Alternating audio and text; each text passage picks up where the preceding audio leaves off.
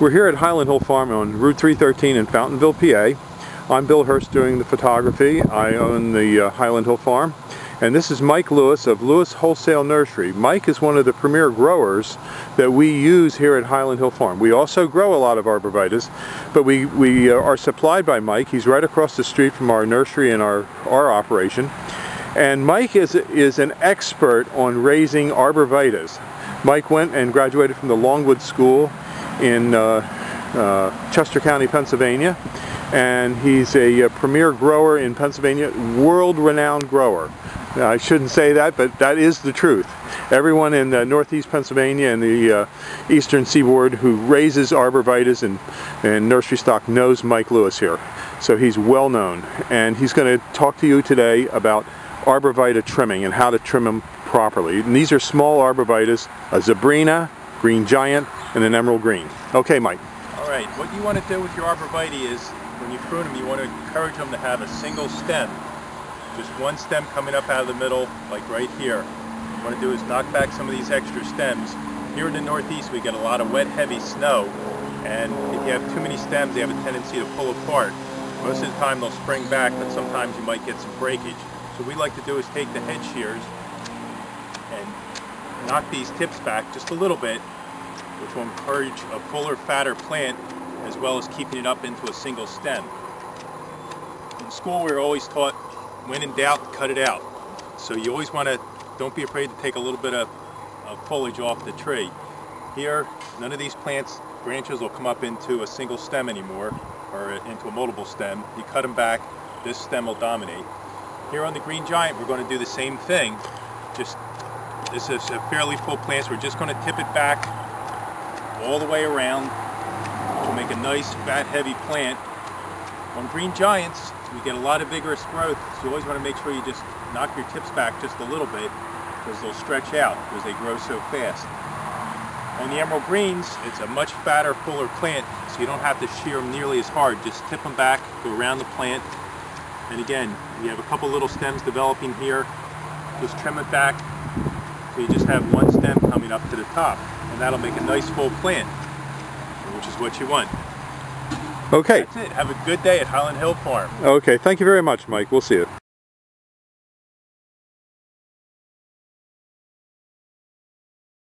We're here at Highland Hill Farm, and this is my wife Marge. This is a 6-foot stake.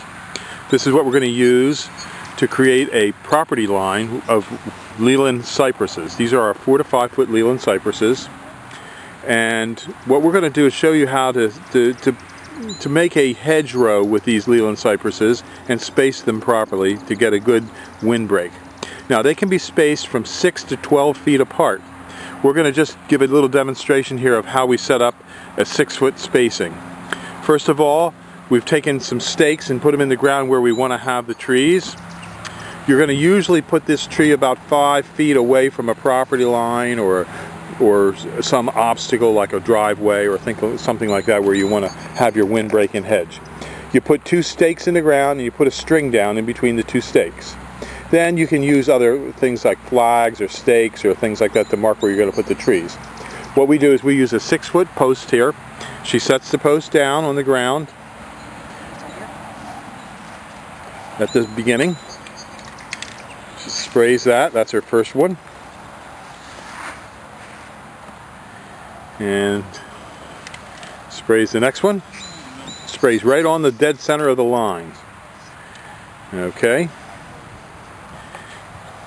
Now when you dig, you'll be able to just dig a hole first using that center space. Dig a hole right around the hole where the white paint is.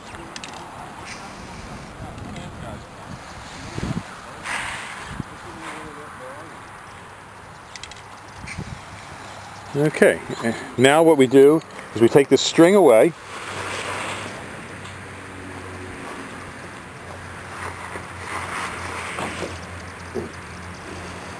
and place the trees where we're going to have them. These are very fast growing. These are on sale to the end of this month.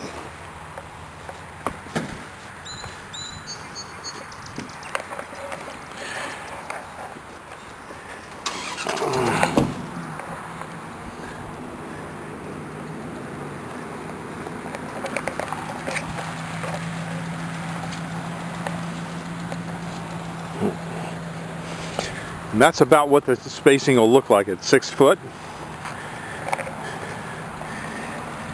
And as you can see, there's gaps there.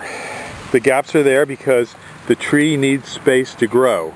Now you can mulch down along that line, or if you want to get better fill, you can create a second row by taking one tree and doing another line and staggering it so that the trees are about 6 foot apart.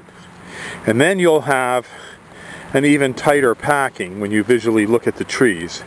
This gives you enough room to mow up and down the strips, and yet enough room for the tree to continue to grow. And these trees grow very fast, up to 3 feet a year. We have tens of thousands of them here at Highland Hill Farm. So give us a call at 215-651-8329. Thank you.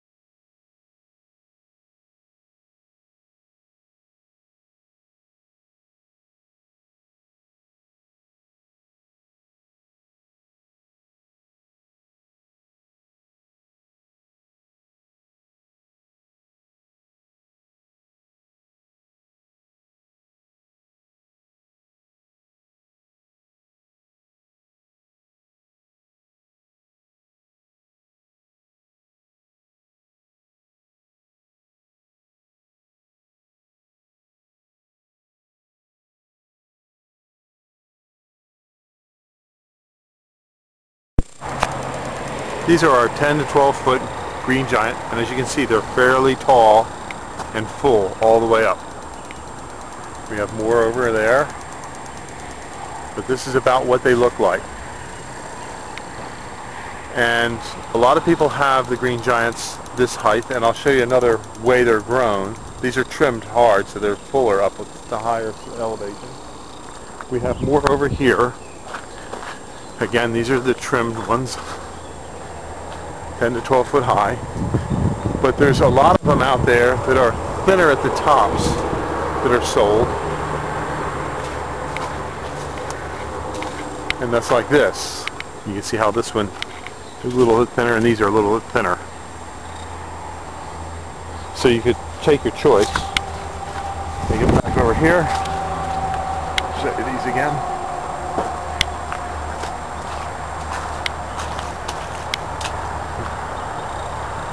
These are a little bit thinner. Some of these are a little thicker and fuller at the base. Okay, these are 10 to 12. We have this one here, which is going to be thinner at the top, and this one here, which is going to be fuller at the top. This has been trimmed harder.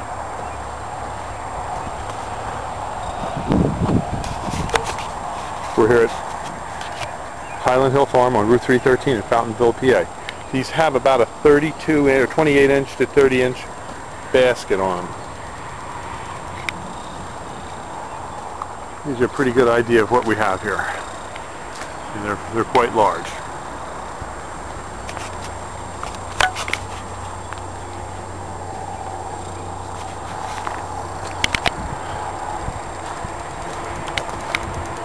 Again, there's sort of what they look like when they're in a row.